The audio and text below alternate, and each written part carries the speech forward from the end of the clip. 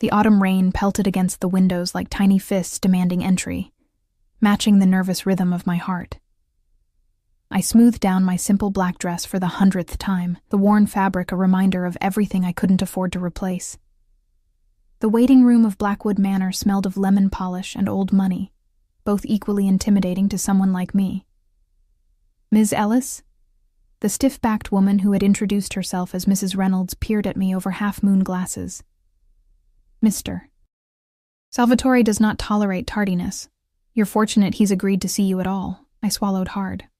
"Yes, ma'am. I appreciate the opportunity." Opportunity was putting it kindly. Desperation had brought me here. 3 months behind on rent, no health insurance for my medications. And now this. My last chance at employment after being blacklisted from every reputable agency in the city, thanks to my former employer's vindictive lies.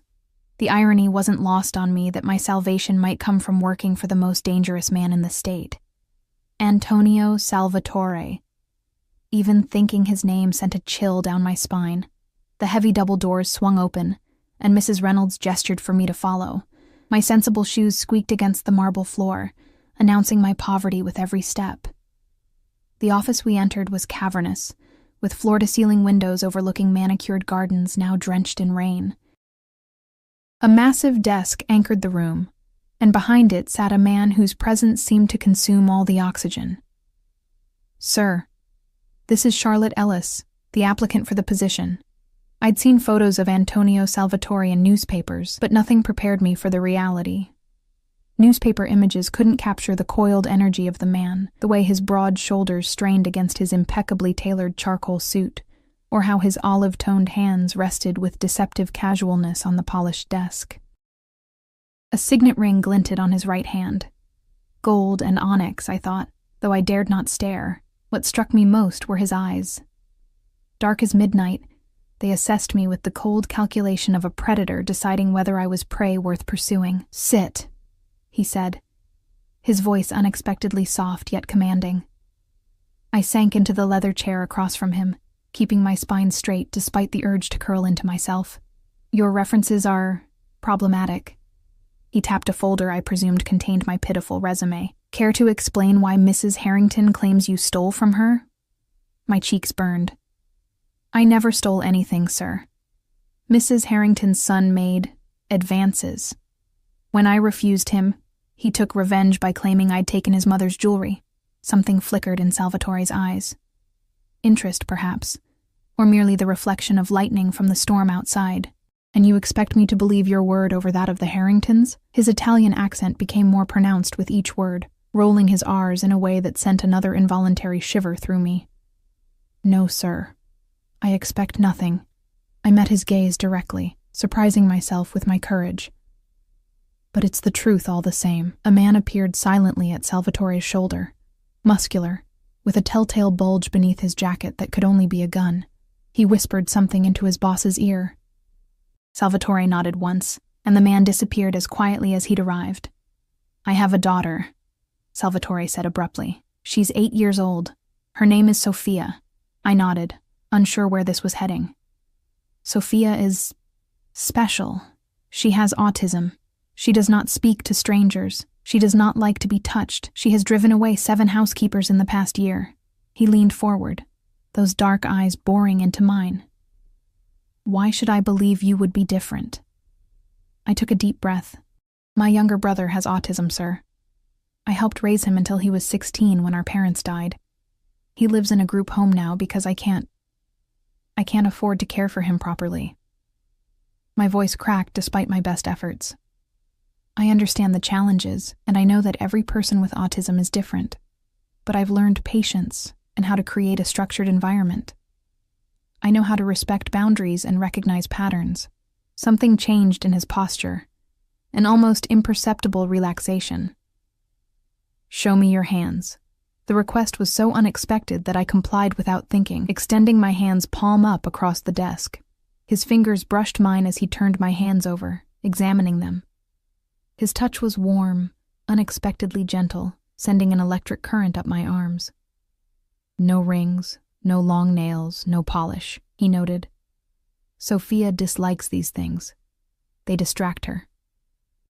He released me, and I quickly withdrew, tucking my hands beneath the desk to hide their trembling. You're younger than I expected. I'm 26, sir. And no family obligations? No boyfriend who will complain when you stay late? I shook my head. Just my brother. And as I mentioned, yes, the group home. He studied me, and I had the distinct impression he was seeing far more than I wanted to reveal. My daughter requires consistency, Ms. Ellis. If I hire you, you will live here. Your days off will be scheduled according to Sophia's needs, not yours. You will follow her routine exactly as my staff directs. Any deviation could trigger episodes that are difficult for her. I understand. Do you? His lips curved in what might have been a smile on a different man, but on him looked predatory. I doubt that very much. A knock at the door interrupted us. The same guard appeared, but this time he wasn't alone. He held the hand of a small girl with cascading dark curls. Her eyes, so like her father's, focused intently on the floor. She wore a pristine white dress with matching tights, but one shoe was missing. She rocked slightly on her feet, a self-soothing motion I recognized immediately. Sir, I apologize, but Miss Sophia insisted on seeing you. She's become agitated. Salvatore's entire demeanor transformed in an instant. The hardness melted away as he rose and moved toward his daughter. It's all right, Marco. Thank you. He crouched before the girl, careful not to touch her. Sophia, tesoro mio, what's wrong? The child didn't respond verbally, but her free hand fluttered in a pattern I recognized as distress. Without thinking, I slipped from my chair and knelt on the floor, keeping a respectful distance. I noticed a small tear in the girl's tights, just below the knee. Her tights are torn, I said softly, and she's missing a shoe. Salvatore's head snapped toward me, surprise evident in his expression. That might be upsetting her, I continued. The asymmetry and the unexpected sensation. I reached into my purse and pulled out a small sewing kit, a habit from caring for my brother, who couldn't tolerate tears in his clothing. May I? After a moment's hesitation, Salvatore nodded. I moved slowly, telegraphing my movements. Hello, Sophia. I'm Charlotte. I see your tights have a small tear. That must feel strange and uncomfortable. Would it be okay if I fix them for you? I won't touch your skin, just the fabric. The girl didn't look at me, but she stopped rocking. I took that as permission, and with swift, practiced movements, made a nearly invisible repair to the tights. There, all better. Now shall we find your other shoe? Sometimes things hide from us, don't they? My brother's shoes used to play hide and seek all the time. For the first time, Sophia's eyes flickered toward me, though not quite meeting my gaze. Her hand stopped its agitated fluttering. Marco, Salvatore said quietly. Check her bedroom and the hallway for the missing shoe. Sir, we've already... Check again. While Marco disappeared, I remained kneeling, not speaking, but humming very softly, a technique that had often calmed my brother during moments of stress. Salvatore watched me with an intensity that made my skin prickle. I pretended not to notice, keeping my focus on Sophia. The blue butterfly is back, the little girl suddenly whispered, so quietly I almost missed it. Salvatore tensed beside her, his eyes widening fractionally. Is it a special butterfly? I asked gently. It only comes when it's safe. Her eyes remained fixed on a point just past my shoulder. Marco returned, holding a small white shoe. Found it under her desk, sir. I didn't reach for the shoe. Instead, I said, Sophia, would you like to put your shoe on, or would you prefer if your father helps you? Papa, she said, still not looking at anyone. Salvatore took the shoe from Marco and carefully helped his daughter slip it on. Never actually touching her skin, I noted, just supporting the shoe as she pushed her foot into it. Better? He asked her. She nodded, then turned and walked out of the room without another word. Marco following close behind. When the door closed, Salvatore remained crouched for a moment, his expression unreadable. When he rose and returned to his desk, the hardness had returned to his features. She spoke to you, he said, his tone making it sound like an accusation. Children with autism often surprise us, I replied carefully. Sophia hasn't spoken a word to any of her previous caregivers. Some of them worked for months without hearing her voice. He tapped his fingers against the desk. 1, 2, 3, pause, repeat. The blue butterfly is her indicator, her way of telling me she feels safe with someone. I remained silent, sensing the weight of this revelation. You'll start immediately.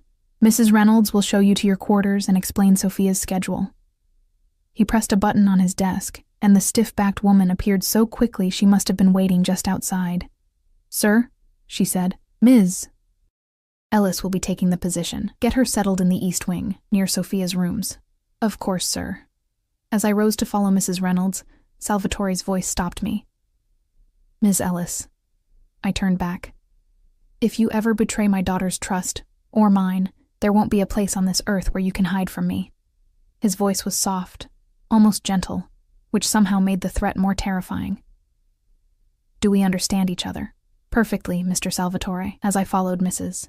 Reynolds through the maze of hallways.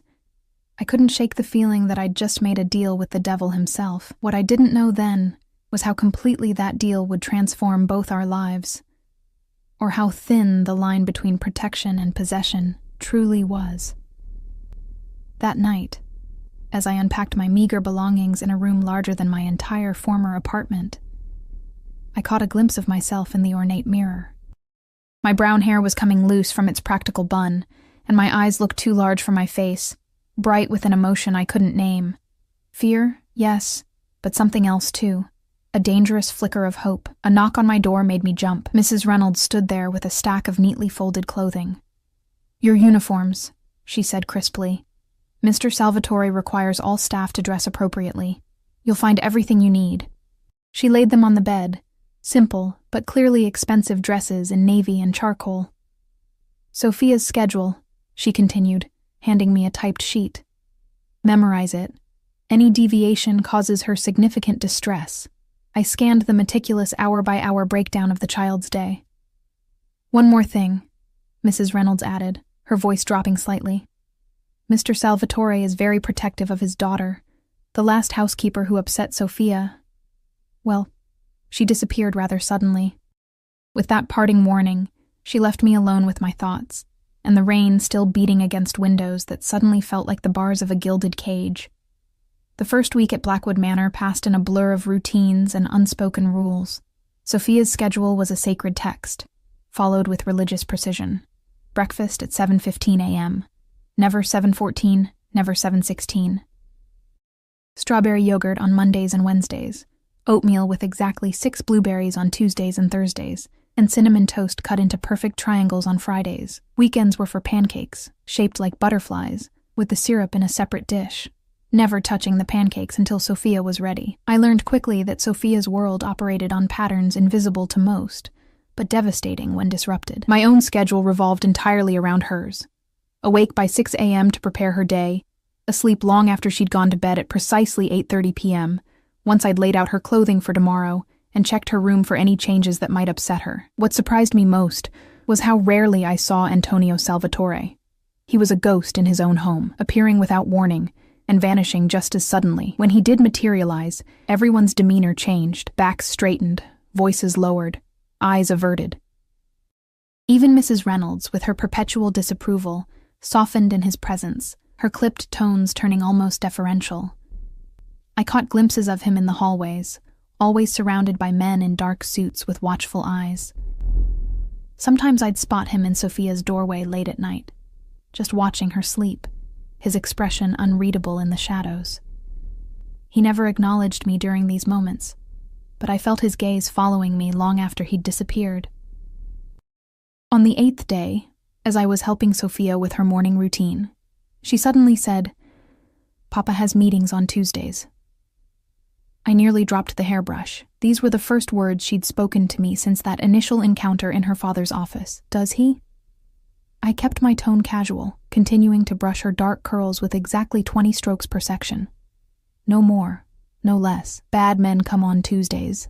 In the basement, she lined up her colored pencils with mathematical precision, arranging them in rainbow order. They're afraid of him. I swallowed hard. Many people find new situations frightening, I said carefully. Not you. She finally looked at me, her dark eyes so like her father's that it made my breath catch. You're not afraid of Papa. Before I could formulate a response to this startling observation, Mrs. Reynolds appeared at the doorway. "Ms. Ellis, Mr. Salvatore wishes to speak with you in his study." Immediately. My stomach clenched. Had I violated some unwritten rule? Disrupted some crucial pattern? "I'll be right back, Sophia," I promised, setting down the hairbrush exactly where she preferred it. The little girl didn't acknowledge my departure, already absorbed in her meticulous drawing. I followed Mrs. Reynolds through the labyrinthine hallways, my mind racing through every interaction of the past week, searching for mistakes. We stopped before those same imposing double doors I'd first entered over a week ago. "Enter," came Salvatore's voice before Mrs. Reynolds could even knock. She opened the door for me but didn't follow me in. The heavy wood closed behind me with the finality of a tomb. Antonio Salvatore stood with his back to me, gazing out at the garden where autumn was painting the trees in fiery colors. His suit today was deep blue, almost black, tailored to emphasize the breadth of his shoulders. A glass of amber liquid rested in his hand. "You've made quite an impression on my daughter, Ms. Ellis." I clasped my hands to stop them from trembling. "I hope a positive one, sir." He turned then, and I was struck again by the intensity of his gaze. There was something different about him today. A tension in the set of his jaw, a tightness around his eyes. Sophia showed me this. He picked up a piece of paper from his desk and held it out to me. I stepped forward to take it, careful not to let our fingers brush. It was one of Sophia's drawings, a blue butterfly hovering beside a figure with brown hair pulled back in a bun. Me, unmistakably. "She's very talented," I said softly. "She's never drawn anyone outside our family before." He moved toward me, and I caught a whiff of his cologne, something expensive and subtle with notes of cedar and spice. "Tell me, Ms. Ellis, what exactly are your intentions here?" The question caught me off guard. "I don't understand." "Don't you?" He circled me slowly, like a predator assessing its prey. A young woman with a problematic past suddenly becomes indispensable to the daughter of a man like me. Some might see opportunity in such a situation. Heat flooded my face. "I would never use a child that way," I said, unable to keep the edge from my voice, especially not one as special as Sophia. He stopped directly in front of me, close enough that I had to tilt my head back to maintain eye contact. "Then why are you here, Charlotte Ellis? A woman educated at Princeton doesn't typically seek employment as a housekeeper." My blood ran cold. My education wasn't on my resume. I deliberately omitted it, knowing it would raise questions I preferred not to answer. "You've been investigating me." A slight curl of his lips, not quite a smile. "I investigate everyone who comes near my daughter." "Then you know why I'm here." I lifted my chin. "My brother's care is expensive. My student loans are crushing. And thanks to the Harringtons, my degree is worthless in any field that requires a background check. So it's purely financial?" He took a sip of his drink, his eyes never leaving mine. "No," I admitted. "I genuinely care about Sophia. She reminds me of Jason, my brother, at that age. Brilliant, perceptive, trapped in a world that doesn't understand how she experiences it." Something shifted in his expression, a softening so subtle I might have imagined it. "You speak of her autism as if it were a gift, rather than an affliction." "Isn't it both?" I countered. "Like many gifts, it comes with a price, but that doesn't diminish its value." He studied me for a long moment, then abruptly changed course. "Tomorrow is Sophia's piano lesson. It's typically challenging. I noticed it on her schedule. Is there something specific I should know?" "Her teacher, Ms. Abernathy, doesn't fully appreciate Sophia's needs.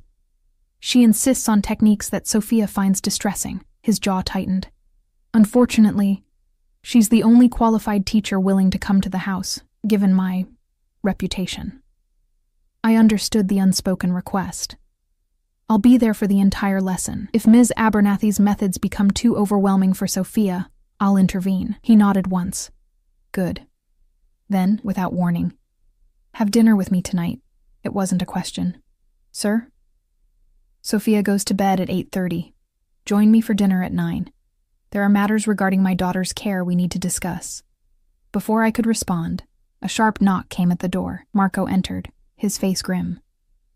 "Sir, there's a situation that requires your immediate attention." Salvatore's expression hardened instantly. "We'll continue this conversation at dinner, Ms. Ellis. 9 o'clock. I recognized the dismissal and turned to leave, but his voice stopped me at the door. "Wear the blue dress in your closet." I glanced back, startled. "It matches your eyes," he added, almost as an afterthought. The door closed behind me, leaving me breathless and confused in the hallway. How did he know the contents of my closet? And more disturbingly, why had my heart accelerated at the command in his voice? The piano lesson the next day was every bit the disaster Salvatore had suggested. Ms. Abernathy, a pinch-faced woman with bony hands and impatience radiating from every pore, clearly viewed Sophia's autism as an inconvenience rather than a neurological difference. "No, no, no." She slapped the piano bench beside Sophia, causing the girl to flinch. "You must curve your fingers properly." Sophia's hands began to flutter in that now familiar pattern of distress. I stepped forward from my position near the window. "Perhaps Sophia could try a different approach," I suggested. "Sometimes alternative techniques—" "I've been teaching piano for 30 years, young woman." Ms. Abernathy cut me off with a glare. I hardly need advice from a housekeeper. I bit back a sharp retort. "Of course. I simply noticed that Sophia seems uncomfortable with— discomfort is part of learning." She turned back to Sophia, whose rocking had intensified. "Now, again from the beginning." When Ms. Abernathy reached to reposition Sophia's hands, the little girl let out a heart-wrenching whimper. Something protective and fierce ignited in my chest. "That's enough for today," I said firmly, moving between them. "I beg your pardon. Mr. Salvatore pays for a full hour, and we've barely begun." "Mr. Salvatore pays for Sophia to learn piano, not to be traumatized by it." I kept my voice level but unyielding. "The lesson is over." Ms. Abernathy's face flushed an ugly red. "I will be speaking to Mr. Salvatore about this insolence. I'm counting on it." I turned my back on her and crouched beside Sophia, whose eyes were squeezed shut. "It's all right now, Sophia. The music is taking a break. Would you like to go to your quiet room?" She nodded, almost imperceptibly. I heard Ms. Abernathy gathering her things with aggressive movements, but I kept my attention focused entirely on Sophia. "I never!" the piano teacher huffed as she stormed out. Once she was gone, Sophia's eyes opened. She looked directly at me, a rare occurrence that made my heart swell. "The butterfly stays," she whispered. I smiled gently. "Yes, the butterfly stays." The blue dress hung in my closet like a question. I'd never seen it before today, yet there it was. Silk the color of a summer sky, simple yet elegant. It had appeared while I was helping Sophia with her afternoon routine, along with a note in masculine handwriting. "I look forward to our dinner. A.S." I stared at myself in the mirror, hardly recognizing the woman who looked back. The dress fit perfectly, suspiciously so, as if it had been made for me. My brown hair, freed from its practical bun, fell in soft waves past my shoulders. I wore no jewelry. I owned none, but somehow the absence made the look more striking. At precisely 9 o'clock, a knock came at my door. I expected Mrs. Reynolds, but instead found Marco waiting in the hallway. "Mr. Salvatore is ready for you, Ms. Ellis." He led me not to the formal dining room where the staff took their meals, but to a smaller, more intimate setting I hadn't seen before. A solarium, glass-walled and filled with exotic plants, overlooked the moonlit gardens. A single table was set for two, candlelight casting golden shadows, and there stood Antonio Salvatore, without his usual entourage of watchful guards. He wore a black shirt open at the collar, no tie, with the sleeves rolled up to reveal strong forearms, less formal than I'd ever seen him, yet no less intimidating. His eyes traveled slowly from my face to the hem of the dress and back again, his expression unreadable. "You look beautiful, Charlotte." My first name in his mouth sounded like a different word entirely, rich with meaning I couldn't, or wouldn't, decipher. "Thank you for the dress," I said, my voice steadier than I felt, "though I'm curious how you knew my size." A ghost of a smile. "I know everything about the people in my home." Marco pulled out my chair, and I sat, hyper-aware of Salvatore's presence across from me. A waiter appeared from nowhere, pouring wine into crystal glasses. "Ms. Abernathy called me today, he said once we were alone, quite distraught. I tensed. I'm sorry if I overstepped. Don't apologize. He cut me off with a wave of his hand. I've terminated her services. I blinked in surprise. You fired her? No one upsets my daughter. His tone left no room for discussion. Besides, you were right. Sophia should learn in a way that accommodates her uniqueness, not despite it. The dinner conversation flowed more easily than I expected. Antonio, he'd insisted I use his first name, at least in private, possessed a surprising knowledge of autism spectrum disorders.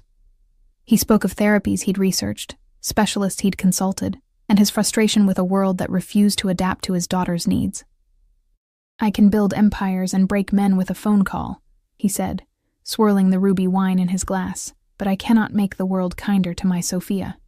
In those moments, the dangerous Mafia boss receded, revealing a father desperate to protect his child. It was disarmingly human, this vulnerability he showed only when speaking of Sophia, what happened to her mother. The question slipped out before I could stop it, wine and candlelight loosening my tongue. His face shuddered instantly. That is not a subject we discuss. I apologize, I said quickly. I shouldn't have. No, you shouldn't have. His voice had lost its warmth. Some doors, once opened, cannot be closed again, Charlotte. The sudden chill between us remained through the rest of the meal, though he maintained impeccable courtesy. When we finished, he escorted me back to my room in silence, stopping outside my door. You did well today with Sophia, he said finally. I won't forget it. Before I could respond, he took my hand and brought it to his lips, pressing a kiss against my knuckles. The gesture was old-world, formal, yet the heat of his mouth against my skin sent electricity racing up my arm. Good night, Charlotte. He was gone before I could catch my breath, leaving me standing outside my door with my heart hammering against my ribs and the ghost of his touch lingering on my skin. Weeks passed, falling into patterns as structured as Sophia's daily schedule. I grew to love the little girl with her brilliant mind and unique view of the world. We developed our own language of gestures and half-spoken thoughts. She began to seek me out, showing me her drawings, her collections of feathers and smooth stones, the treasures of her orderly universe. Antonio remained an enigma, appearing and disappearing like a storm front. Sometimes days would pass when I'd see him only from a distance, surrounded by his men, his face hard as granite. Other times, he would materialize in Sophia's room while I read her bedtime stories, listening from the shadows with an expression I couldn't decipher. Occasionally, he would invite me to dine with him after Sophia was asleep, and we would talk late into the night about his daughter, about books, about everything except who he really was and what happened behind those basement doors on Tuesdays. I began to dread Tuesdays, not for myself, but for the darkness they brought to Antonio's eyes. He was always different afterward, colder, more distant, as if he needed to rebuild the walls between the man who cared for his daughter and the man who made other men afraid. You shouldn't look at me that way, he told me one evening as we sat in his study, the fire casting shadows across his sharp features. What way? I asked, though I knew exactly what he meant. Like you're trying to reconcile two different men. His eyes, nearly black in the firelight, fixed on mine. There are not two Antonios, Charlotte. There is only one. Remember that. Yet I couldn't help but see the contradictions. The tenderness with which he spoke of Sophia contrasted with the cold efficiency I glimpsed when he dealt with his business associates. Or the gentle way he never touched his daughter without permission, versus the casual displays of dominance he exhibited with everyone else, including me. A hand at the small of my back, guiding me through doorways, fingers brushing my arm to emphasize a point, those dark eyes tracking my movements when he thought I wouldn't notice. I told myself I was imagining the latter, that the tension I felt when he was near was simply fear, not something more dangerous, more forbidden. I was his daughter's caretaker, nothing more. The beautiful dresses that continued to appear in my closet, the books he left on my nightstand that I'd mentioned wanting to read, the way he'd begun to include me in family dinners with Sophia. These were merely the actions of a grateful father, not a man with other intentions. At least, that's what I desperately needed to believe. The morning everything changed dawned cold and clear, frost etching delicate patterns on the windows. I was helping Sophia with her math exercises, far beyond typical third-grade level, when Mrs. Reynolds appeared at the door, her perpetual composure visibly shaken. "Ms. Ellis, you're needed downstairs, immediately." Something in her tone made my stomach clench. "What's wrong?" "It's not my place to say." Her eyes darted to Sophia, then back to me. "Marco will stay with Miss Sophia." I squeezed Sophia's shoulder gently. "I'll be back soon." "Keep working on these problems, and we'll check them together, okay?" She nodded without looking up, already absorbed in her calculations. Mrs. Reynolds led me not to Antonio's study, but to a smaller room near the front entrance. When she opened the door, I froze in shock. 2 police officers stood inside. Between them was a face I'd hoped never to see again. James Harrington, the son of my former employer, the man whose lies had destroyed my career. "Charlotte Ellis?" one of the officers asked. I nodded mutely. "These gentlemen are here about the theft charges Mr. Harrington has filed against you," Mrs. Reynolds explained, her voice brittle. James smirked, his handsome face as punchable as I remembered. "Hello, Charlotte. Imagine my surprise when I heard you'd found employment with the esteemed Mr. Salvatore." "There must be some mistake," I said, finding my voice at last. "Those accusations were proven false. The charges were dropped." "New evidence has come to light," the older officer said, his expression unreadable. "Mr. Harrington's mother discovered additional missing items, and security footage has surfaced that places you at the scene." My blood ran cold. "That's impossible. I never took anything." "Then you won't mind coming down to the station to clear this up." The younger officer stepped forward, handcuffs glinting ominously in his hand. "This is absurd," I protested, panic rising in my throat. "I can't leave. I'm responsible for Mr. Salvatore's daughter. She needs consistency, routine." "Should have thought about that before you decided to steal," James said with mock sympathy. Just then, the door opened. Antonio Salvatore stood in the threshold, his presence immediately dominating the room. He wore a charcoal suit that seemed to absorb the light, his expression controlled, but eyes blazing with cold fury. "What is happening here?" His voice was soft, dangerously so. The officers straightened instinctively. Even they weren't immune to the authority he radiated. "Mr. Salvatore," the older one began, "we have a warrant for Ms. Ellis's arrest regarding theft charges from her previous employer." Antonio's gaze shifted to James Harrington, who had the good sense to look uncomfortable under that penetrating stare. "Mr. Harrington," Antonio said, his Italian accent more pronounced than usual. "What an unexpected pleasure." "Mr. Salvatore," James cleared his throat. "This is just a legal matter that—" "A legal matter," Antonio repeated, the words like ice. "In my home, involving my daughter's caretaker, without my knowledge." He crossed to his desk and pressed a button. Within seconds, Marco appeared, along with 2 other security men I recognized from Antonio's entourage. "Gentlemen," Antonio said to the officers, "I understand you have a job to do. However, Ms. Ellis is essential to my daughter's care. Removing her without warning would cause my child significant distress." "Sir, we have a warrant," the younger officer began. "Of course." Antonio cut him off smoothly. "And you will execute it, after my attorney arrives to review it. In the meantime, perhaps we can discuss this situation like civilized men." He turned to James. "Mr. Harrington, I believe your father and I have mutual associates. Giorgio Vannucci, for instance." The color drained from James's face.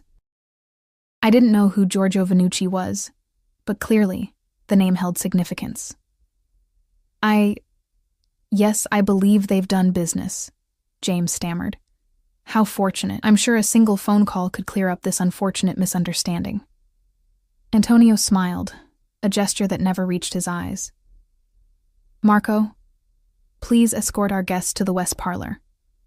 Offer them refreshments while we wait for my attorney." Marco stepped forward, his posture making it clear this wasn't a suggestion. "Mrs. Reynolds, Take Ms. Ellis back to Sophia. She doesn't need to concern herself with this matter any further. But sir, I protested. Antonio silenced me with a look.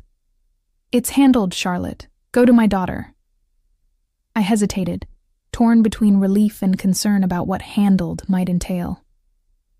Now please, he added, his tone gentler, but no less commanding.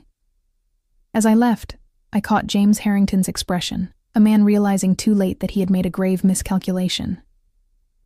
That evening, after Sophia was asleep, a knock came at my door. I opened it to find Antonio standing there, his tie loosened, a tumbler of whiskey in his hand. May I come in? I stepped back to allow him entry, acutely aware that we'd never been alone in my room before. He moved to the window, looking out at the moonlit grounds. The charges have been dropped, he said without preamble. Permanently this time, Mr. Harrington has signed a statement admitting the accusations were fabricated out of personal vendetta. Relief flooded through me. Thank you. But I have to ask, what did you do to make him confess? Antonio turned, his expression unreadable in the half-light. Does it matter? Yes, I said firmly. It matters to me. He studied me for a long moment. I simply made it clear that continuing his vendetta against you would be more costly than he was prepared to pay. You threatened him. I reminded him of reality. Antonio took a sip of his whiskey. Men like James Harrington only understand power and consequences. I wrapped my arms around myself, suddenly cold despite the room's warmth, and men like you understand how to wield both. Something flickered in his eyes, anger, perhaps, or disappointment. Yes, men like me. He set down his glass and moved toward me, stopping close enough that I could smell his cologne, feel the heat radiating from his body. Does that frighten you, Charlotte? Should it? I didn't back away, though every instinct screamed for me to create distance between us. Yes. His voice dropped lower. You should be terrified. Of you. Of this. Before I could process his meaning, his hand cupped my cheek, his touch startlingly gentle for a man with so much power, so much darkness. Of what I want from you. My breath caught. What do you want from me? His thumb traced my lower lip, sending shivers down my spine. Everything. The single word hung between us, heavy with implication. I knew I should step back, establish boundaries, remember who he was, and all the reasons why this was impossible. Instead, I found myself leaning into his touch, my body betraying my better judgment. Sophia, I began, searching for an anchor in the storm of emotions threatening to drown me. Adores you, he finished. As do I, though in very different ways. His confession, spoken so matter-of-factly, stunned me into silence. Say something, Charlotte. A vulnerability I'd never heard before colored his voice. This is dangerous, I whispered. Not sure if I meant for him, for me, or for Sophia. Everything valuable is dangerous. His other hand found my waist, drawing me closer. The question is whether the reward outweighs the risk. I placed my palm against his chest, feeling his heart beating steadily beneath expensive fabric and the solid muscle beneath.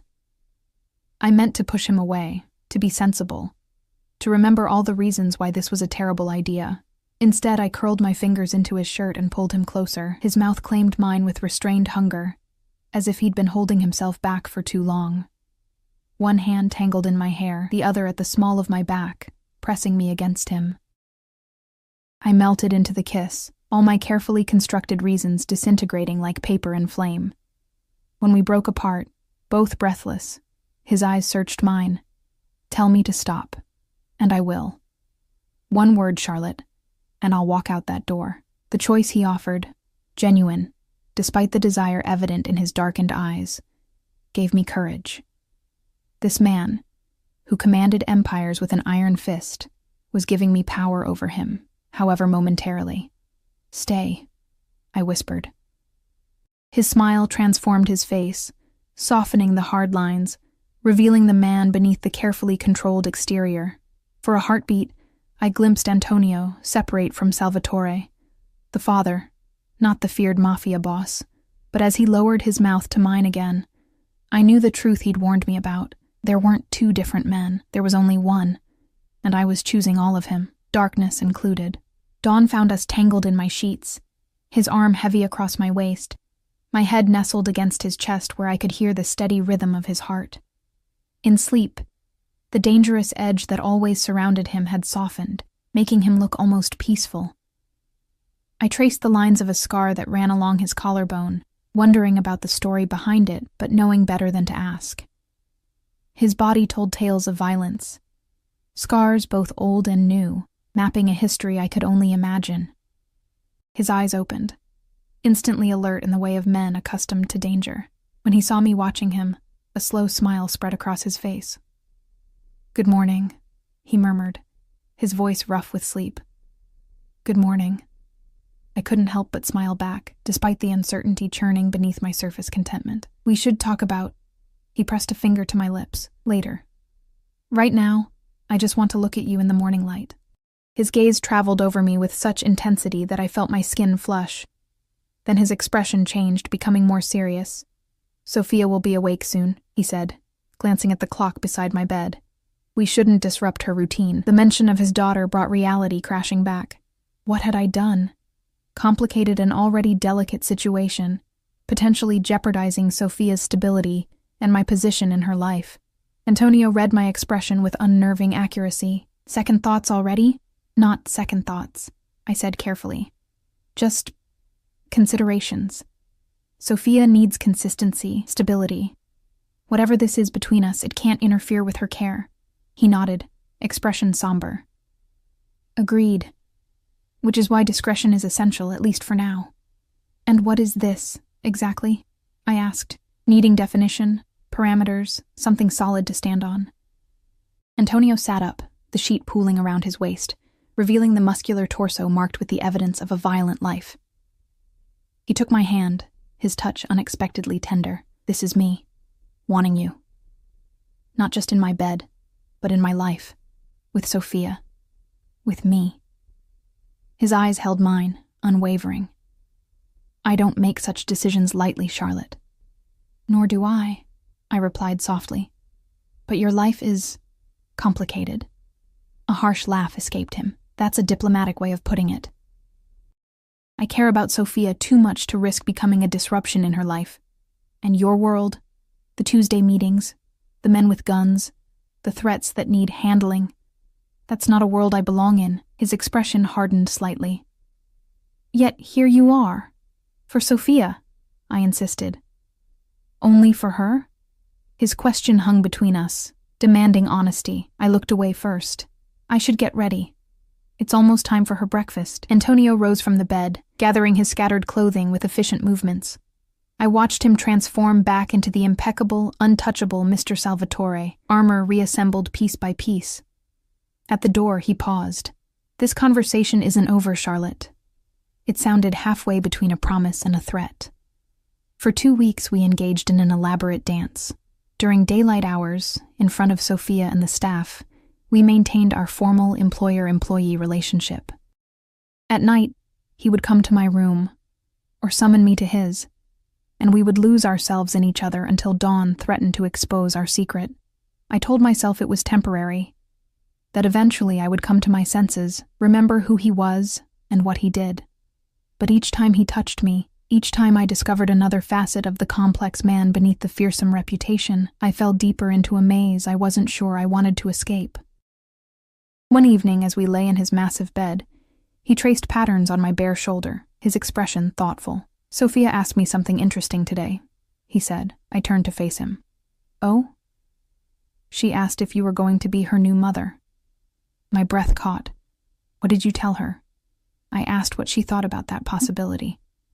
His eyes, usually so guarded, were open, vulnerable. "She said the blue butterfly would stay forever then." I sat up, pulling the sheet around me. "Antonio, you can't just—" "Can't what? Consider a future where you're more than just my daughter's caretaker? More than just my lover? We've barely known each other 3 months.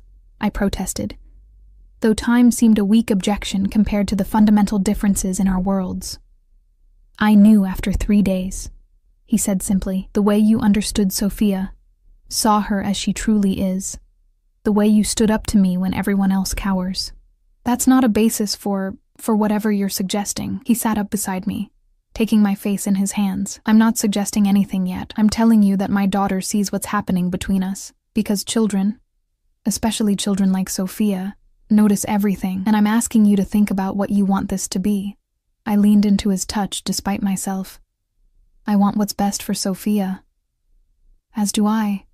Always. His thumb stroked my cheek. But perhaps what's best for her is also what's best for us. Before I could respond, a sharp knock came at the bedroom door. Antonio tensed, immediately on alert. No one would dare interrupt him unless it was urgent. "Sir?" Marco's voice tight with barely controlled panic. Antonio was out of bed in an instant, pulling on pants and a robe. "What is it?" "It's Miss Sophia, sir. She's missing." The world seemed to stop. Antonio froze for a heartbeat, then exploded into action, throwing open the door to find Marco standing there, ashen-faced. "What do you mean, missing?" Antonio's voice was deadly quiet. I scrambled from the bed, wrapping myself in the sheet. When was she last seen? Marco's eyes widened slightly at the sight of me in his boss's bedroom, but he recovered quickly. Mrs. Reynolds checked on her at 9 p.m. as usual. When I made the midnight security sweep, her bed was empty. Antonio was already striding down the hallway. "Lock down the property. Every inch of the grounds, every room. Find her now." I rushed back to my room, throwing on clothes haphazardly. My mind raced through possibilities. Sophia had never left her room at night before, never broken her routine. Something was terribly wrong. I ran to her bedroom, hoping against hope that she'd returned. The empty bed with its butterfly-patterned comforter sent a chill through me. I scanned the room, looking for clues, anything that might indicate where she'd gone or why. Her closet door stood ajar.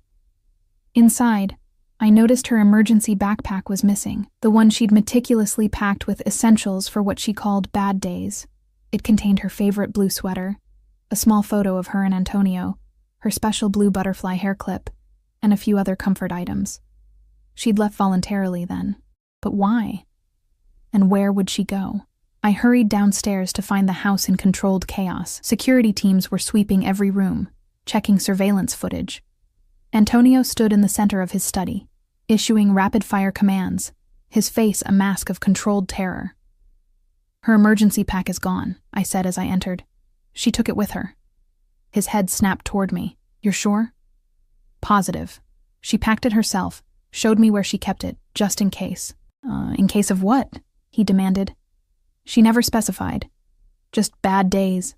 I tried to think like Sophia, to see the world through her perfectly ordered lens. Has anything changed recently? Anything disrupted her routine or upset her? Antonio ran a hand through his hair, a rare gesture of agitation. Nothing. Everything has been exactly as she. He stopped abruptly, realization dawning on his face. Us. You and me. "But we've been so careful," I protested. "And she seemed positive about the idea when she asked you. Children say what they think adults want to hear sometimes." His voice was hollow. "Even Sophia." Marco burst into the room. "Sir, we found something on the East Wing cameras. 40 minutes ago, Miss Sophia left through the garden door." "Alone?" Antonio's voice cracked on the word. "Yes, sir. Voluntary movement, no signs of distress. She appeared to know exactly where she was going." I closed my eyes, thinking. "The willow tree," I said suddenly. "By the pond." Both men turned to me.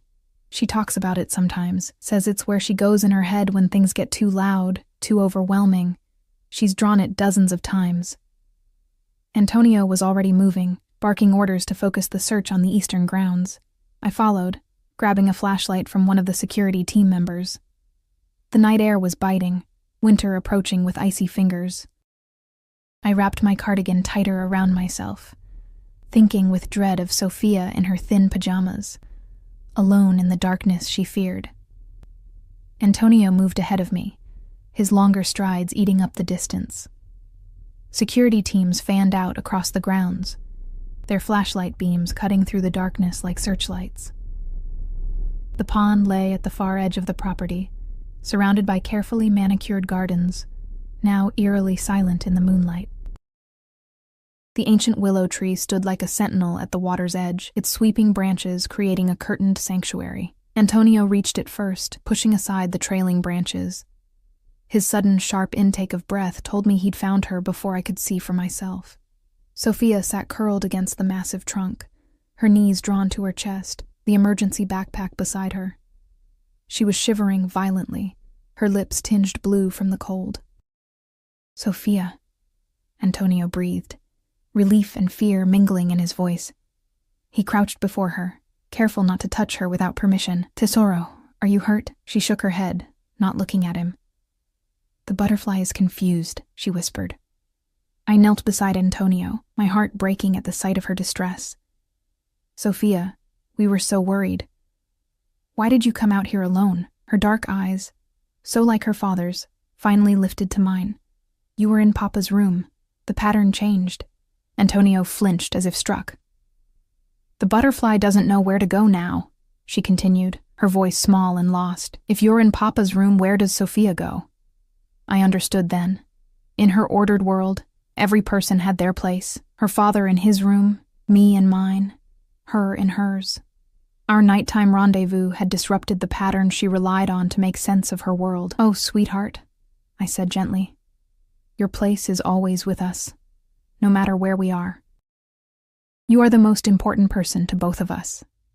Antonio reached slowly toward his daughter. "May I carry you inside, Sophia? You're very cold." She hesitated, then gave a tiny nod. He gathered her into his arms with infinite tenderness, tucking her against his chest. As he stood, Sophia suddenly reached one hand toward me. "Charlotte, too," she said. "Both." I took her cold little hand in mine, and together we walked back toward the house, a fragile new pattern forming with each step.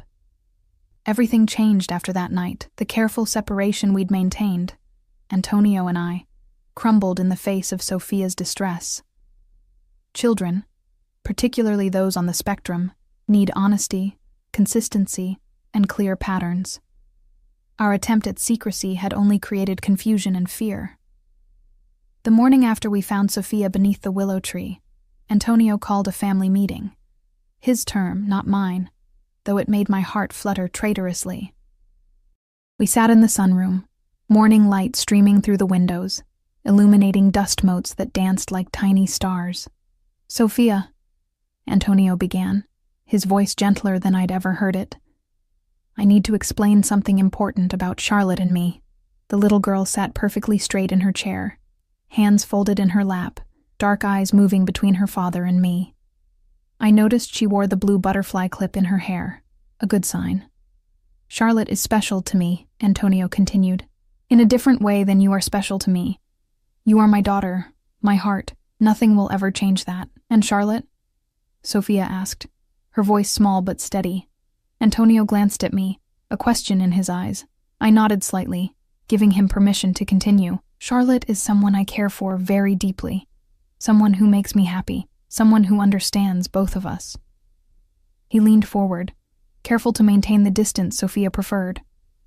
"Sometimes she will spend time with me in my room. Sometimes we will spend time in her room, but you will always know where we are. And you can always find us if you need us." Sophia considered this, her brilliant mind processing the new information. "Like a new pattern," she said finally. "Yes, exactly like a new pattern. One that includes all three of us." She turned to me then.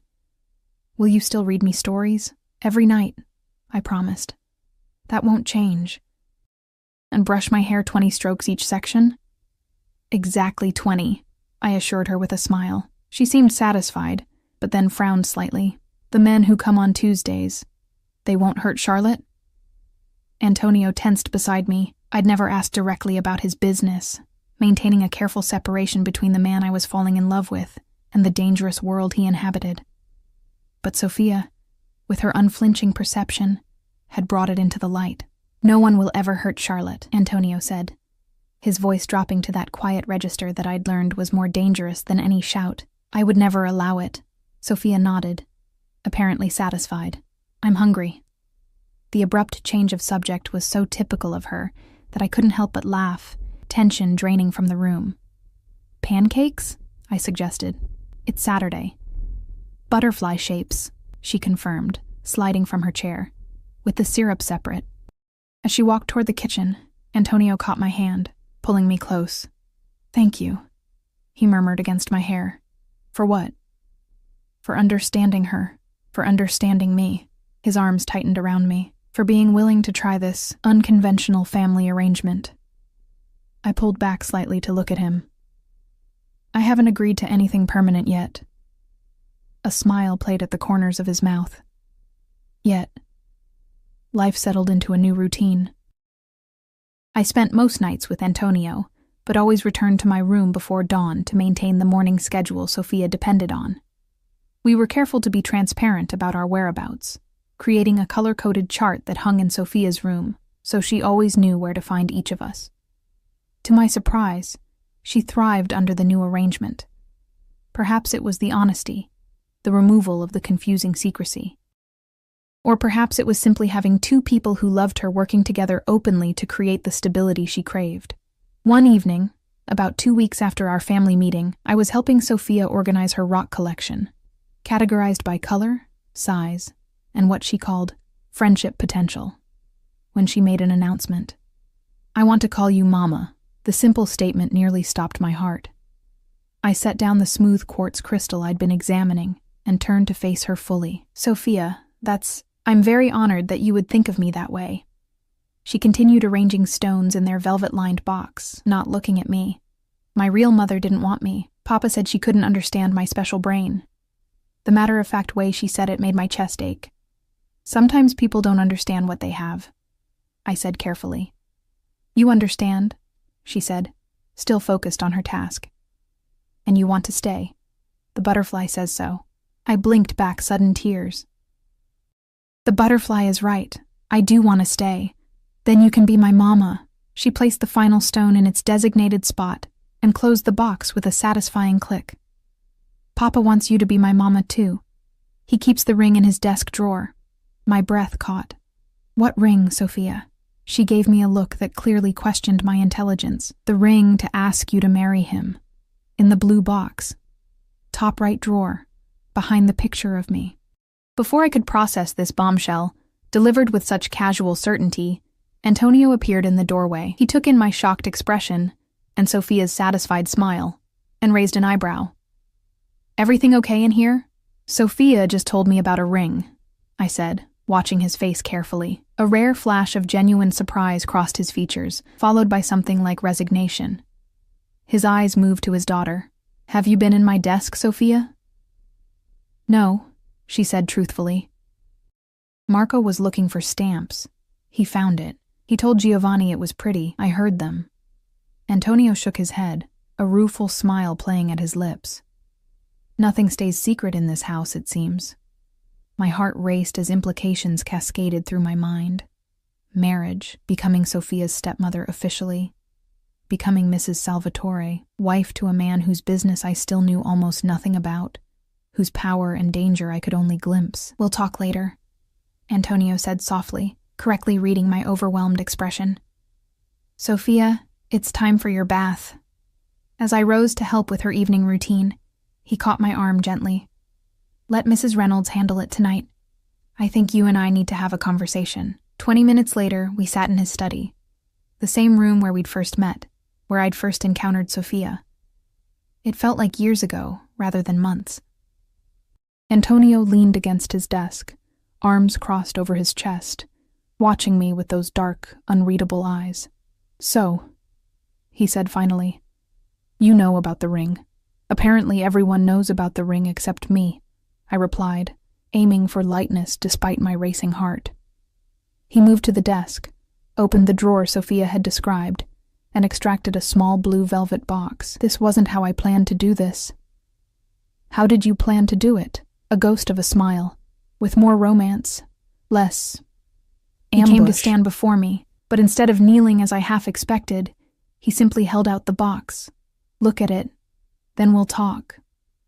I took the box with trembling fingers and opened it.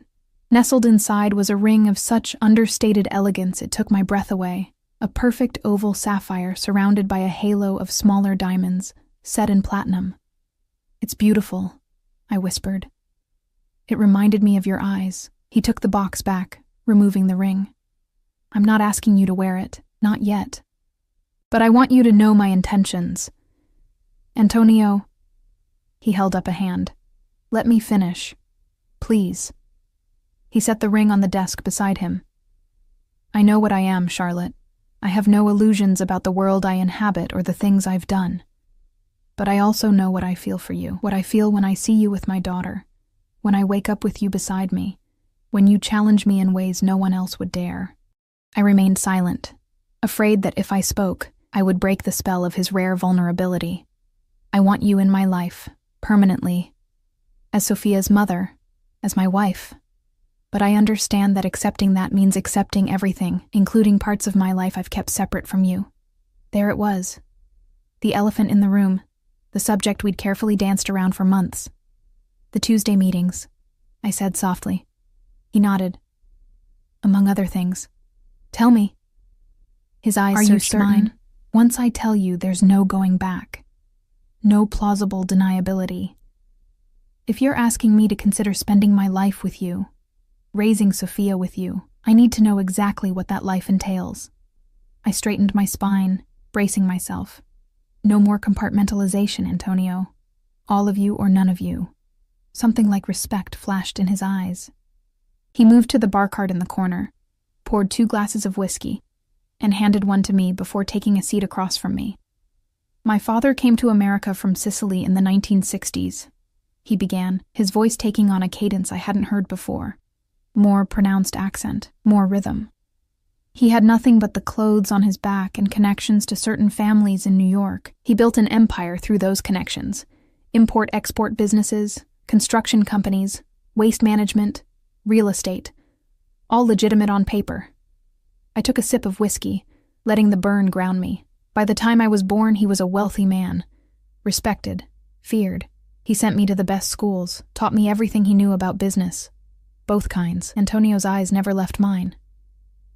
When he died, I inherited everything, including his position within the organization.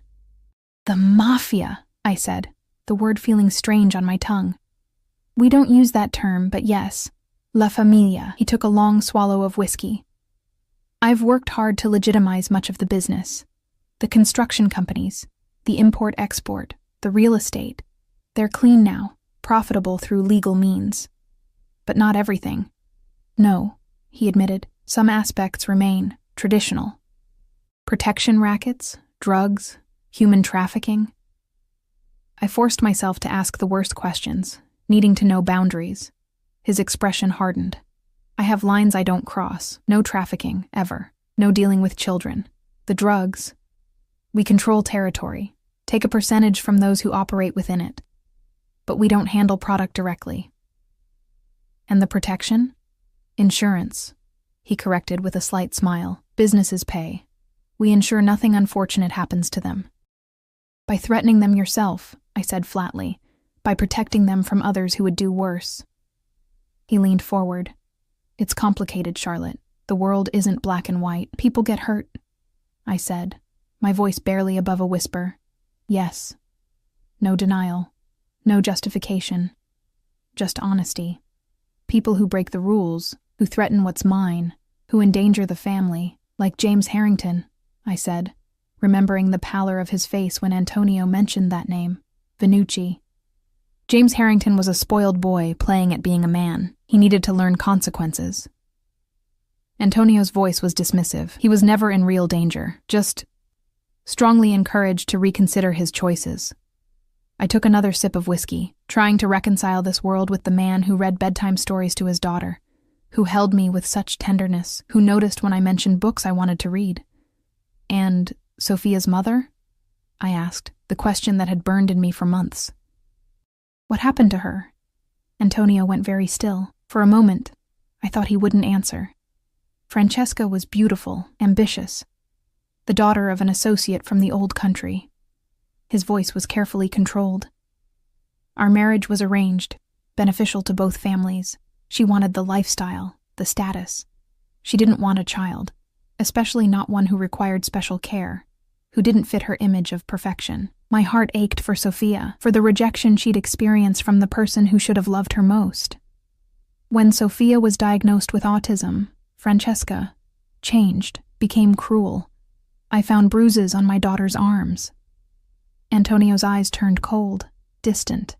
No one hurts my child. No one. A chill ran down my spine. What did you do? I gave her a choice. Leave, never contact us again, with a generous financial settlement, or stay and face consequences for harming Sophia. She chose to leave, I said, relieved. Yes. His answer came too quickly, his eyes too flat. Antonio, I pressed, needing the whole truth. Is she alive? The silence stretched between us, heavy with implications. As far as I know, he said finally. She's living in Milan, remarried to a fashion designer, no children. The settlement agreement includes regular confirmation of her continued health and happiness, provided she stays far away from Sophia. The calculated precision of the arrangement was both reassuring and terrifying. This was the man I'd fallen in love with, capable of both tender devotion and cold retribution. Thank you for telling me the truth, I said quietly. All of it, he confirmed. No more secrets, Charlotte. I stood, setting down my glass, and moved to the window. Outside, the garden lay dormant under winter's approach, waiting for spring's renewal. Like my own life, poised at a crossroads. I need time, I said, still facing the window. To think about all of this, about what it means for me, for my future, for my relationship with Sophia. I heard him rise, felt his presence behind me, not touching, but close enough that I could feel his warmth. Take all the time you need, he said. But know this, my feelings won't change. What I want won't change.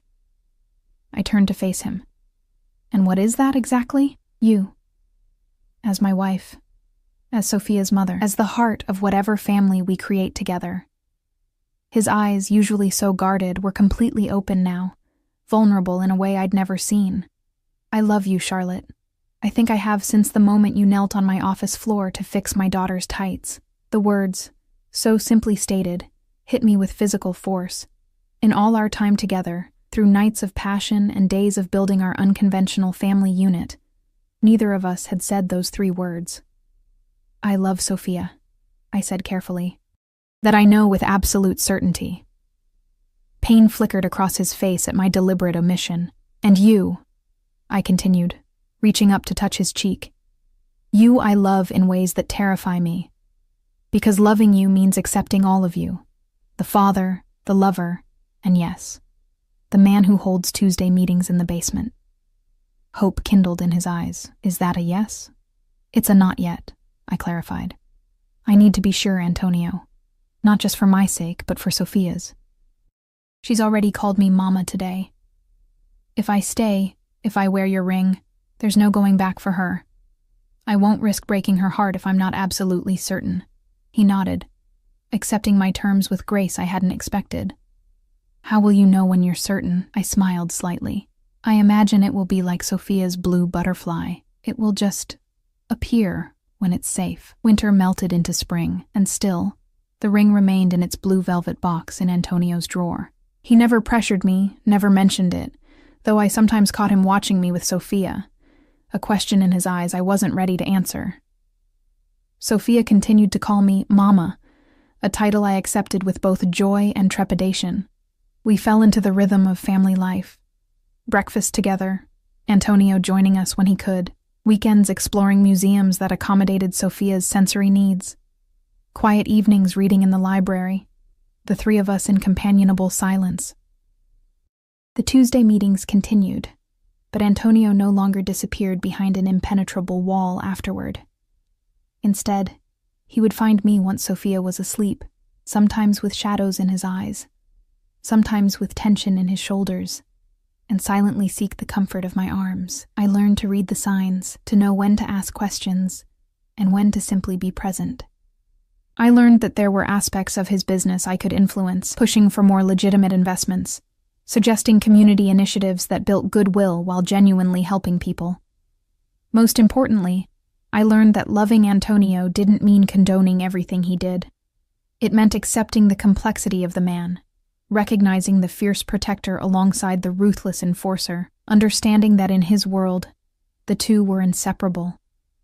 One perfect May morning, Sophia and I were in the garden, planting flowers in the beds outside my window, pansies and forget-me-nots in careful patterns she had designed with mathematical precision. Blue butterflies like these flowers, she informed me, patting soil around a delicate plant. Do they? How do you know? I asked, enjoying her rare, talkative mood. I researched, she said seriously. For my project. What project is that, sweetheart? Instead of answering, she reached into the pocket of her gardening apron and withdrew something small that caught the sunlight. She held it out to me with solemn ceremony. In her palm lay the sapphire ring from Antonio's desk. My breath caught. Sophia, where did you get that? Papa said it was time. She continued, holding it out, unwavering. He said the butterfly knows it's safe now. I looked up to find Antonio standing at the garden's edge, watching us with that intensity that still made my heart race after all these months. He walked toward us slowly, as if afraid of startling me. I promised I wouldn't pressure you, he said when he reached us. And I've kept that promise. But Sophia had this idea. We made a family, Sophia stated matter-of-factly, still holding out the ring. It needs to be official, for the pattern to be complete. I looked between them, this dangerous, complex man and his extraordinary daughter, both watching me with identical dark eyes filled with identical hope. In that moment, I realized the truth I'd been circling for months. Family isn't always what you expect it to be. Sometimes it's found in the most unlikely places, with the most unlikely people. Sometimes it's a little girl who sees the world through different eyes, and a man whose darkness is balanced by the fiercest capacity for love I'd ever witnessed. Yes, I said simply, holding out my hand to Sophia. With careful precision, she slipped the ring onto my finger, her face lighting up with a rare, brilliant smile. Pattern complete, she announced with satisfaction. Antonio gathered us both into his arms. The three of us together in the spring sunshine, surrounded by blue flowers awaiting their butterflies. Not complete, he murmured against my hair, just beginning. And in that moment, standing in the garden of a home that had once seemed like a gilded cage but now felt like sanctuary, I knew he was right. Our story, complicated, unconventional, sometimes dangerous, but always anchored by love, was just beginning. The blue butterfly had found its safe place, and so had I.